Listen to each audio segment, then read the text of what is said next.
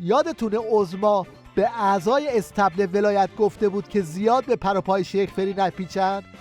حالا این شما و یک عضو مجلس ولایت مدار.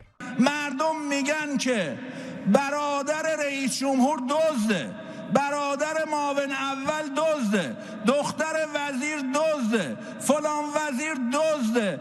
یه چنین کسی اگر تو ادارات اجرایی خدایی نکرده تو همین شوراهای روستا میخواد تایید صلاحیت بشه، داداشش یه بس تریاک کشته باشه پدرش میسوزونید. اون وقت داداش رئیس جمهور دزده. رئیس جمهور واقعا چه حیا باید کنه؟ این چه وضع کشور و مملکته؟ نوچه های عظما هم فرصت رو مناسب دیدن و اینجوری از خجالت شیخ فری و دولتش در اومدن.